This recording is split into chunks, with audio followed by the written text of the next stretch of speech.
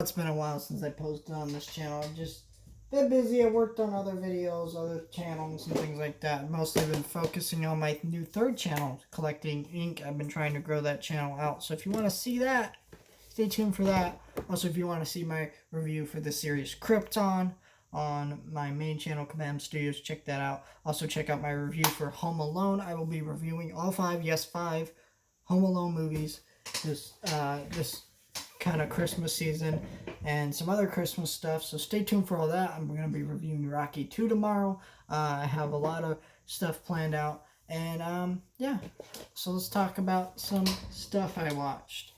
I'll start with this movie. This is a Richard Donner film. Now, Paramount put these Blu-rays out. Now, if you don't know what the deal is with these Blu-rays, is these are older Blu-ray transfers that Paramount has had ready to go but hasn't put them out, and they finally have. There's no special features. They're bare bones releases. They're older Blu-ray transfers, so they don't look as good as they probably would if they were put out today, even though they are put out today technically.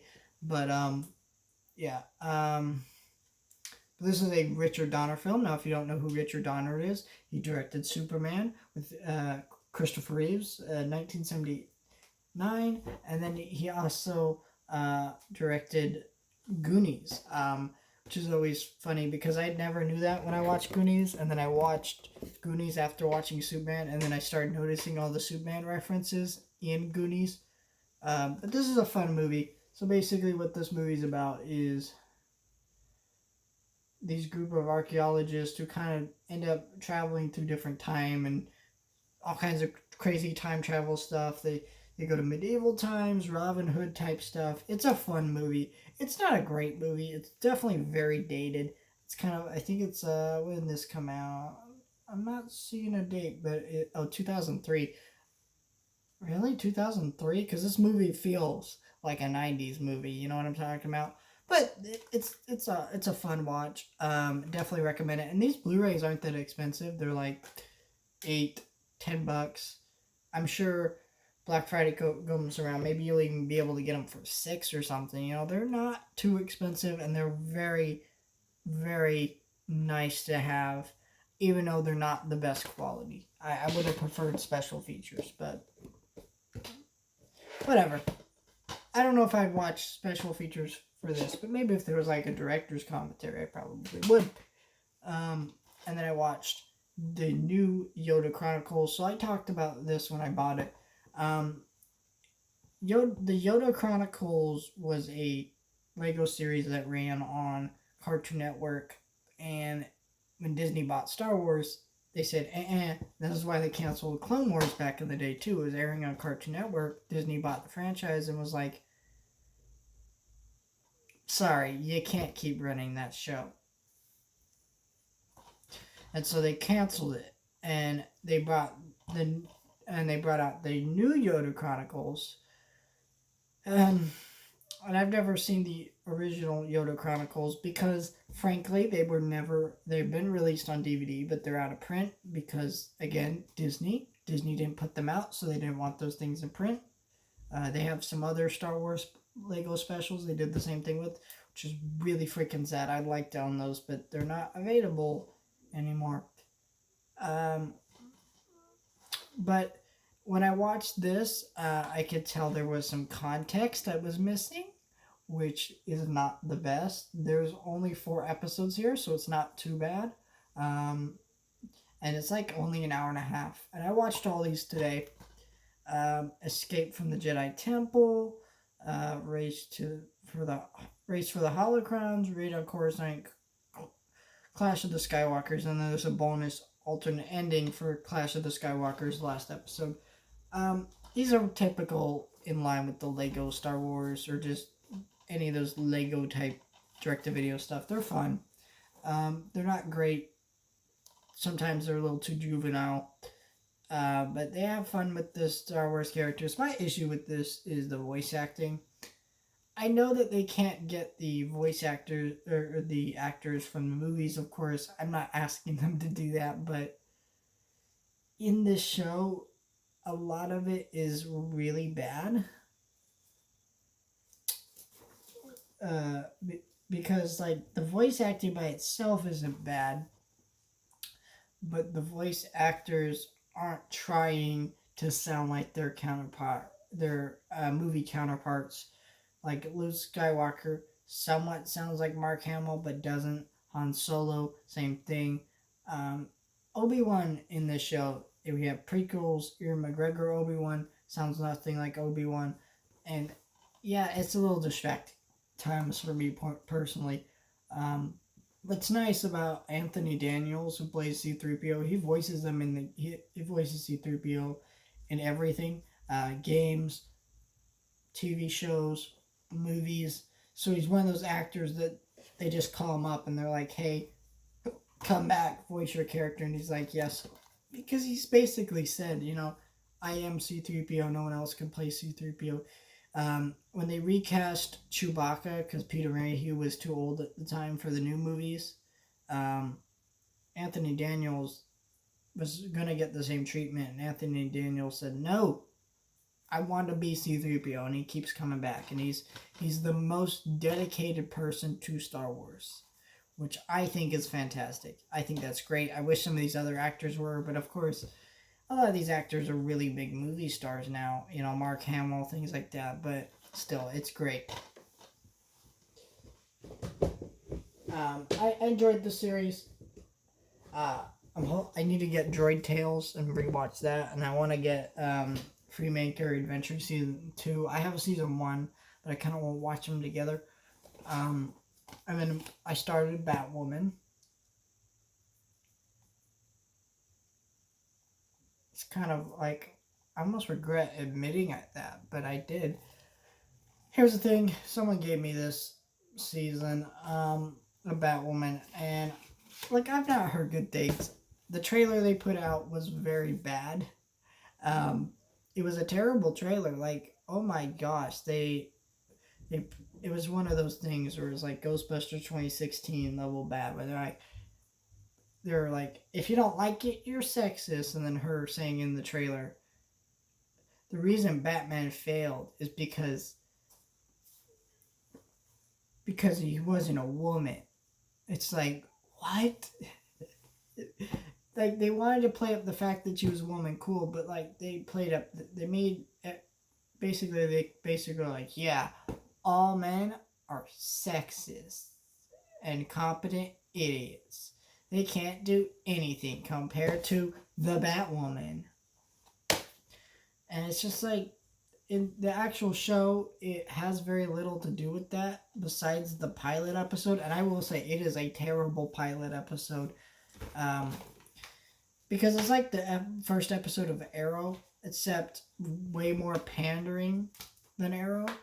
Because it's like the plot of Arrow where she comes back from somewhere and then, gets to become Batwoman. But it's like,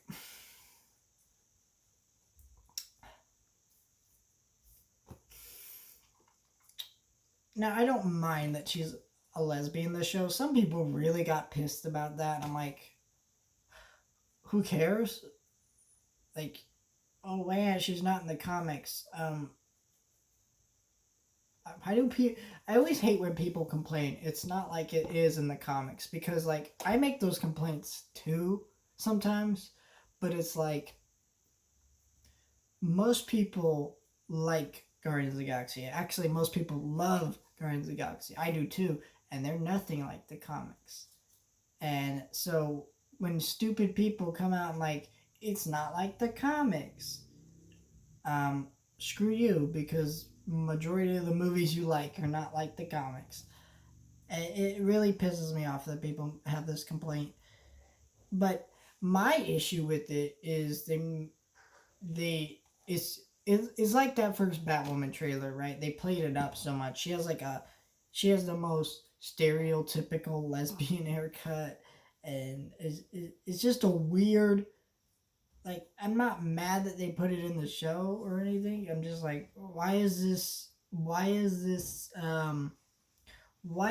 played the way it is? Like, it was very pandering, and not to like everybody. I feel like even if you were a woman or were a lesbian or something, you'd find this show pandering, because it is.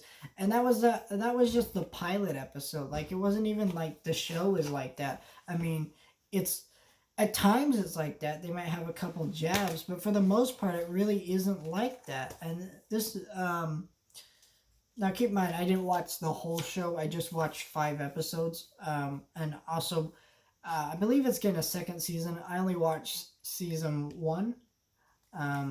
Because that's the only season out. Again, a friend gave me this season, so I watched the pilot, an episode titled "The Rabbit Hole," "Down Down," "Who Are You?" "Mine is a Long and Sad Tale." So, yeah, it's like I didn't like hate it like I thought I would. I didn't hate this as much as I thought it would. I didn't love it. It wasn't good. It was just like generic kind of like Flash and Green Arrow stuff and Supergirl.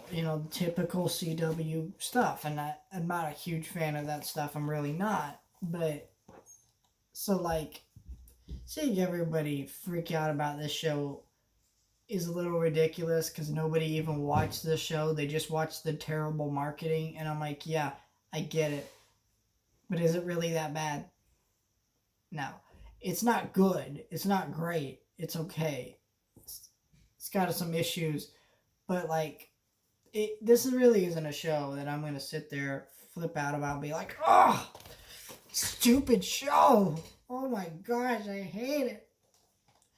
But yeah, when I'm finished the season, I'm probably going to do a review for this show, because I want to review more DC shows. I'm a big DC fan, so thanks, bro, for giving me this to check it out. Can't say I love it, but I'll at least continue watching it. And then the last thing I checked out here is Rocky and Bullwinkle. This show is, I wanted to start watching the show. This is the original Rocky and Bullwinkle. I know there's like an Amazon reboot, which is actually pretty good. It's a pretty good show. But this show is great. Rocky and Bullwinkle's classic, and I just want to revisit the show and stuff like that. I've seen bits and pieces of the show. I've never seen it the whole way through, and I'm definitely excited to go through it and do that. I'm on disc 1, and yeah, I'm going to watch through the entire series, all 163 episodes. Of course, this also includes Fractured Fairy Tales, Mr. Peabody and Sherman, and some of those other classic shows. And, of course, like, you got some Dudley Do-Right in there. So, love Jay Ward and his creations. One of the best animated series of all time. Super funny, super witty. Sometimes a little cheesy, but still very good. And I'm saying that as someone who wasn't alive when the show came out. So, yeah. Stay tuned for more reviews coming soon. If you want to see me unbox some Mandalorian fig pins, that is on my second channel, or third channel, collecting ink. Also, if you want to see me just unbox pops, other figures, Blu-ray hunting videos, because I got, of course, one coming this Tuesday, because I have one every Tuesday.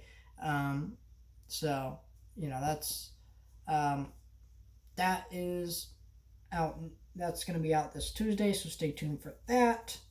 Other Mandalorian related videos coming soon across my 3 different channels, pretty much. I love The Mandalorian right now. So,